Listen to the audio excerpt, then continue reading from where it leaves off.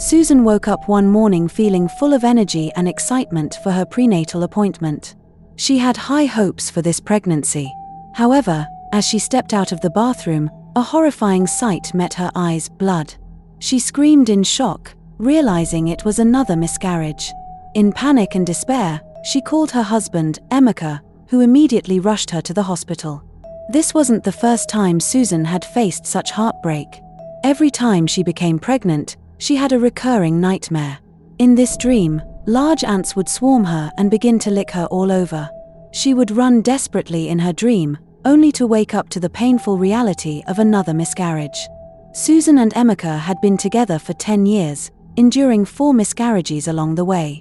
Emeka, an Igbo man, and Susan, a Yoruba woman, had met on a dating site. Despite the strong connection they felt, their love was not welcomed by everyone. Emeka's mother was against their union. Being a strong-willed man, Emeka chose love over his mother's wishes and decided to be with Susan regardless. His mother's disapproval meant that the traditional bride price was never paid. Susan's parents, worried for their daughter's happiness and future, advised her to leave Emeka. But Susan refused. She loved Emeka deeply. She left her life and job in Abuja and moved into Emeka's small Lagos home. Back then, Emeka worked as a bus conductor. Over time, they slowly began building their life and dreams together. Amid their struggles, Susan begged Emeka to mend fences with his mother, hoping it might change their fortunes. Emeka was reluctant because he understood his mother's stubbornness. However, after much time and thought, Emeka met with his mother and other relatives. They reconciled, but the change they hoped for didn't come quickly. In the early years of their relationship, life was sweet. Things turned sour after Susan's second miscarriage. Emeka's mother, who had never been truly accepting of Susan, began taunting her. "All you do is eat, get fat, and spend my son's money," she would sneer. "Are you sure you're even a woman? Where are my grandchildren?" The words cut deep. Susan often cried over her shattered dreams and the painful words of her mother-in-law. Desperate for a solution, she sought help from spiritualists, bought countless miracle cures, and tried everything she could. But none of it worked. The pain of longing for a child, mixed with the relentless judgment, weighed heavily on her heart and soul. Desperate for a solution to her unending pain, Susan stumbled across the contact of a spiritualist on Facebook. The man, who called himself Baba and claimed to have solutions to all problems, caught her attention with promises that seemed too good to ignore. Grasping at any hope, she dialed his number. The spiritualist gave her directions to his place, which turned out to be a large duplex with an air of eerie mysticism. When she arrived, Susan was surprised to see a line of women waiting for their turns. Some sought solutions for financial problems, while others wanted their husbands to remain loyal or locked to them. Every face in that line carried a burden of desperation and longing. Susan stood quietly, feeling a mix of hope and anxiety as she inched closer to her turn. Finally, it was her turn. She entered a dimly lit room where the spiritualist began the prayer session. He chanted and performed elaborate incantations. But soon, his behavior shifted in a sinister direction.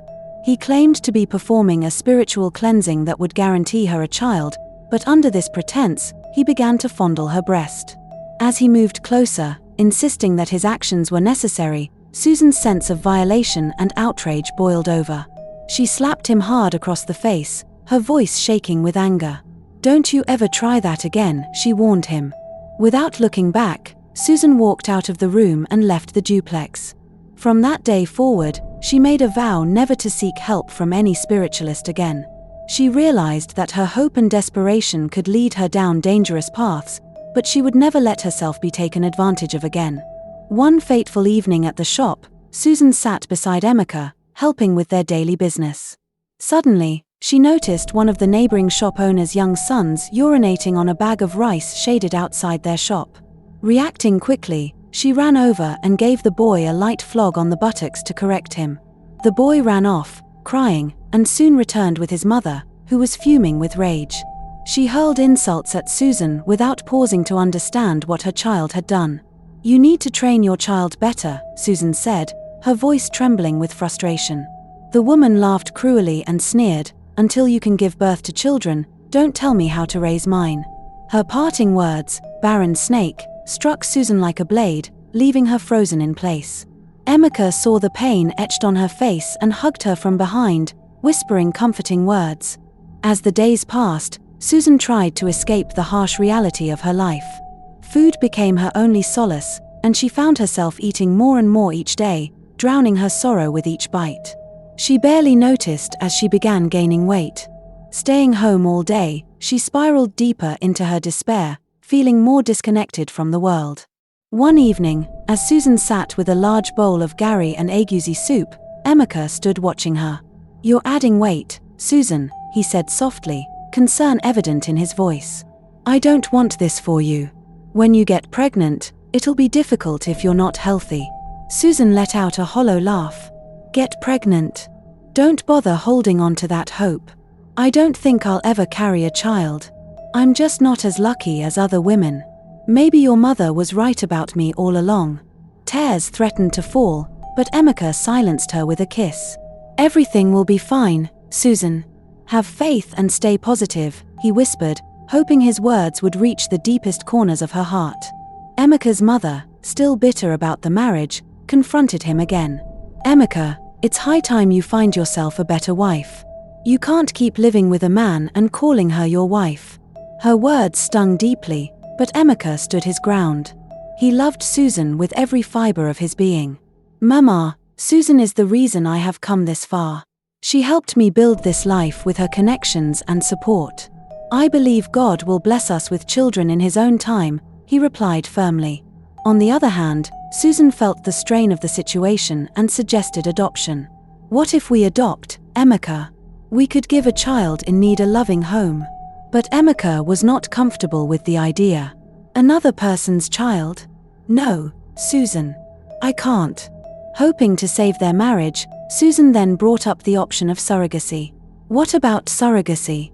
A woman could carry our child for us." Emeka's reaction was immediate and dismissive. "Another woman carrying our baby? No way. Count me out." Susan pleaded, knowing this was their only chance to hold their marriage together.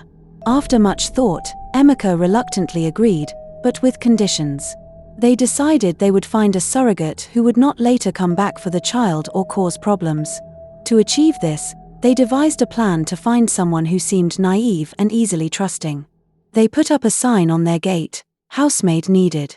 Many people came to apply, but none met their standards until one day, a young, beautiful, innocent-looking woman knocked on their gate. Susan didn't like her at first. Her beauty and curvy figure, especially her noticeable backside, made Susan fear she might become a threat. But Emeka convinced her otherwise. "Time is not on our side," he reminded her. Reluctantly, Susan agreed, and they hired Blessing, a tall, striking woman from Akwa Ibom. To make her comfortable, they gave her a uniform and treated her kindly, hoping that when the time came, she would agree to their request. Over the following weeks, Susan and Blessing grew close.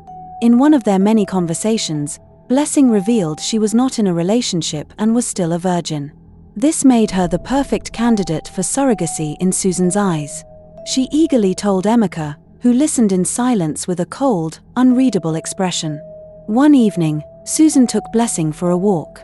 They sat in the garden, and with tears streaming down her face, Susan poured out her heart. "Blessing, you have truly been a blessing to me since you entered this house. I've carried a heavy burden for 12 years. I've had miscarriages, and I fear I will lose my sweet Emeka to another woman if I can't give him a child." Blessing was shocked and deeply moved by Susan's story. But when Susan asked if she would carry their child, Blessing's expression turned to disbelief. "Madam, me? Carry your child? You mean I should sleep with Oga?" "No, madam, I can't do it," she said, her voice trembling. She knelt down, tears in her eyes, pleading. Susan tried to comfort her. "You won't need to sleep with Oga. Please do this for me," promising support, care, and security for her and her family if she agreed. The weight of the decision hung heavily on Blessing's shoulders. She spent the night wide awake, wrestling with her thoughts. By morning, she had made up her mind. When she approached Susan, her words were firm but carried a hint of desperation. "I'll do it. But it will cost you a sum of 20 million. Susan's mouth fell open in shock. 20 million, she repeated, barely able to process the figure. Blessing's expression hardened. Isn't it fair enough? She asked, her tone shifting from uncertain to resolute. Susan nodded weakly. I'll talk to my husband. Later that evening, when Emeka returned from work, Susan pulled him aside and nervously shared Blessing's demand. His reaction was swift and loud. 20 million, he yelled. Where am I supposed to get that kind of money, Susan? We can't do this. Susan's eyes filled with tears as she pleaded, please, just this one thing for me. This is our chance. Emeka shook his head, pacing the room in frustration. How can we be sure she won't come back later, demanding the child? This is too risky. His tone grew harsher.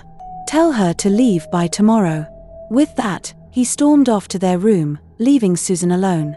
Overcome with despair, she sank to the floor, sobbing. All hope seemed to be slipping through her fingers. One sanitation morning, the doorbell rang. Susan rushed to open it, her heart sinking when she saw her mother-in-law standing there with a stern look and a beautiful young girl of about 7 by her side. Susan's heart skipped a beat. Trouble had arrived. Her mother-in-law was known for stirring drama and bringing up Susan's painful struggles. Won't you let me in, fat pig? She spat out, her harsh words stinging as the little girl laughed. Emeka's eyes widened in shock when he saw his mother. Mama, what are you doing here? He blurted out, grabbing her by the arm and guiding her away from the door to a corner of the house. Susan strained to catch their conversation, but she could only see their lips moving, and from Emeka's clenched jaw and furrowed brows, she knew he was upset. Once they returned inside, Emeka pulled Susan into their room. I'm sorry, he said softly. My mother is difficult. Please, bear with her. Susan, still shaken, asked, and who is that child? Emeka hesitated for a moment before replying, she's my aunt's daughter. My aunt is out of town, so she'll be staying here for a few days. The uneasy atmosphere thickened as Emeka's mother's voice rang out. Susan, bring me some juice. You need exercise, you're getting old and lazy. That night, as everyone slept, the little girl, Emanuela, snuck into the kitchen, raiding the pot of stew, eating the meat, and leaving the kitchen a mess. She fell asleep right there, surrounded by the chaos she had created. The next morning, Susan walked into the kitchen and screamed at the sight of the disaster. Her outcry drew Emeka and his mother's attention. Why are you screaming? Be grateful, sneered her mother-in-law. She's just a child. Something you'll never understand, barren witch.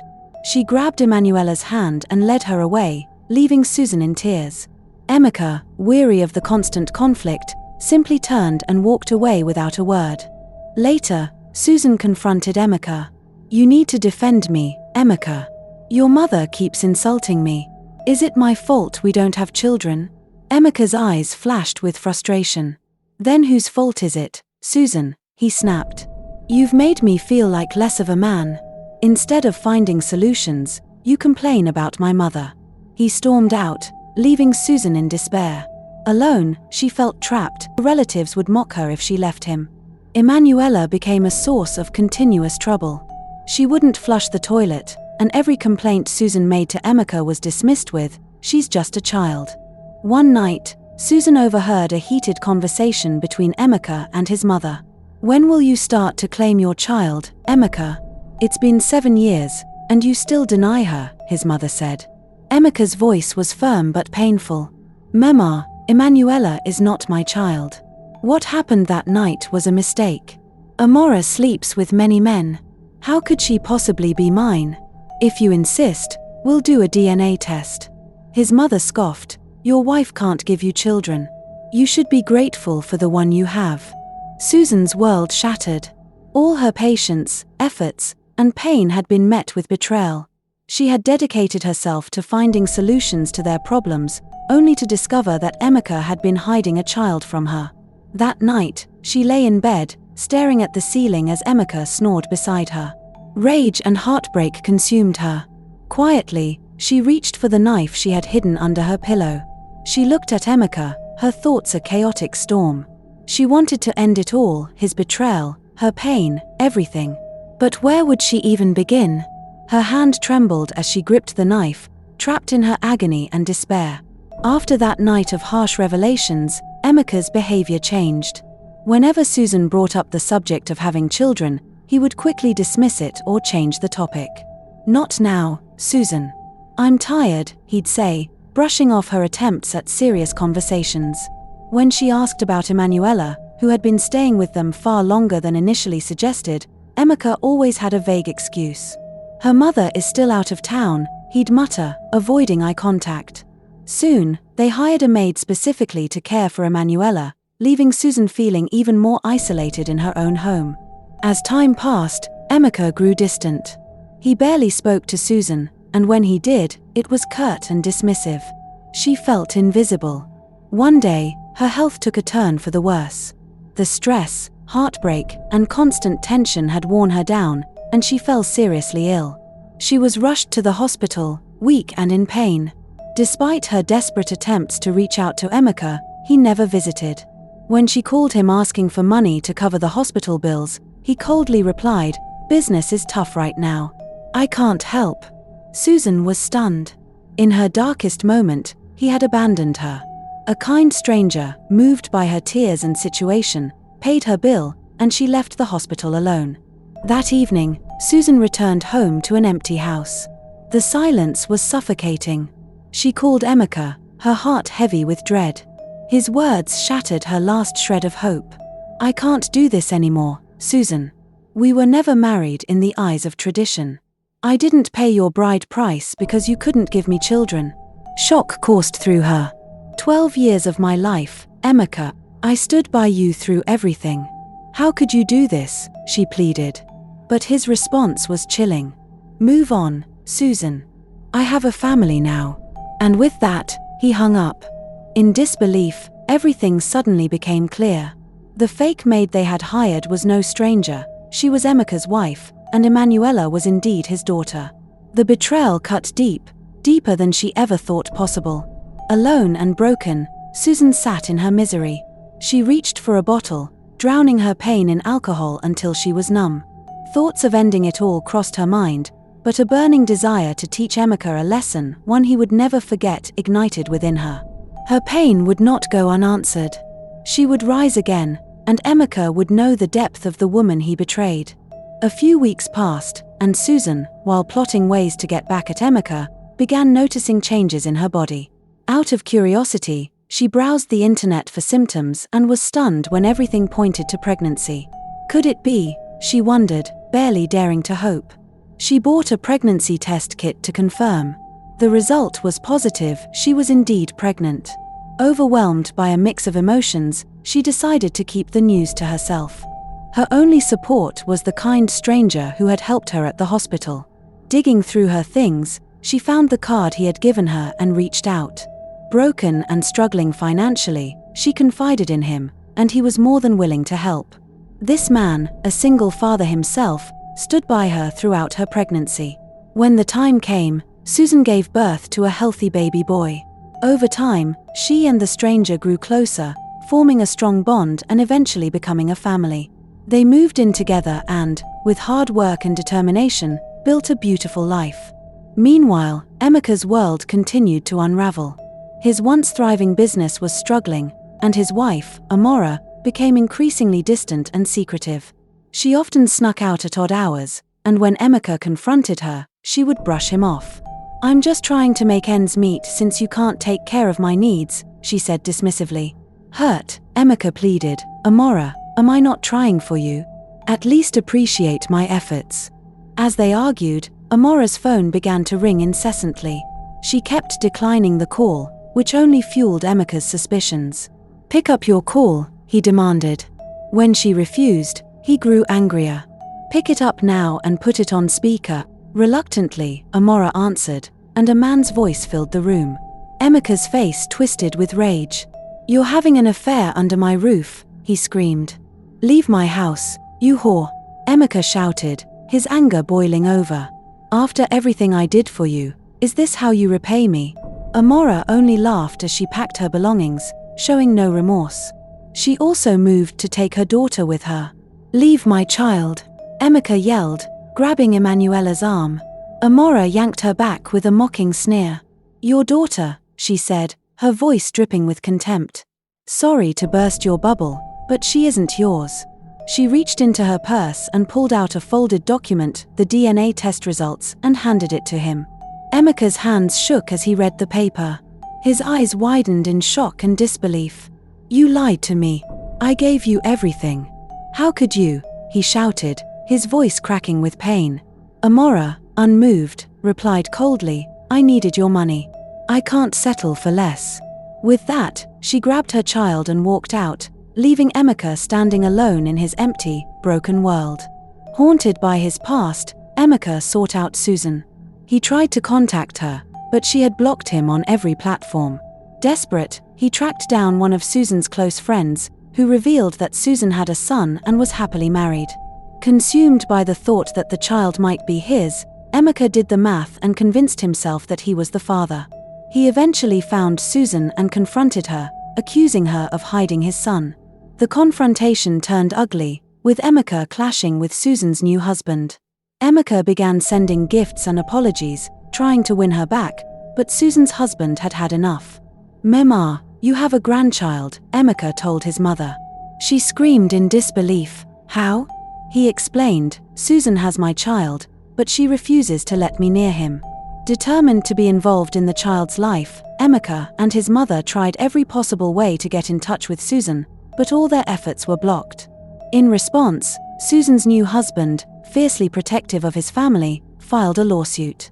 The court ruled that Emeka must cease all forms of contact with Susan and her family and would only be allowed to see his son when the boy turned 18. The judgment struck Emeka hard, leaving him broken. He fell to his knees, tears streaming down his face as the weight of his mistakes crushed him. His mother, standing nearby, spat out words of contempt. "Useless child. I trained you better than this. If you hadn't cheated on her, she would still be yours.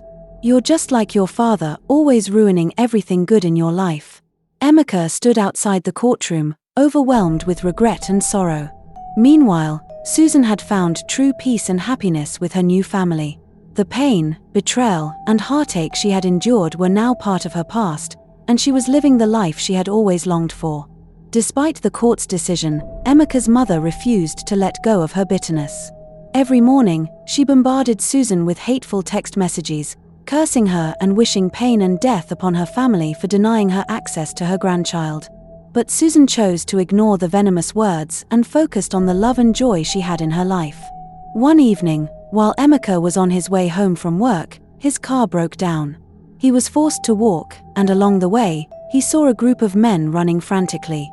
Out of curiosity and without understanding the situation, he followed them. In a tragic twist, he was mistaken for a criminal and caught by an angry mob. They beat him mercilessly, believing him to be one of the thieves. Only when some people who recognized him intervened did the beating stop. Unfortunately, by then, it was too late. Despite efforts to rush him to the hospital, Emeka succumbed to his injuries and passed away. His death was a somber end to a life filled with regret and lost opportunities. His mother was left alone to reflect on the choices that had led to such a tragic conclusion, while Susan continued to cherish the happiness she had fought so hard to achieve. Moral lesson: betrayal, lies, and selfishness only lead to pain and regret. True happiness comes from love, honesty, and the support of those who stand by us in our darkest moments.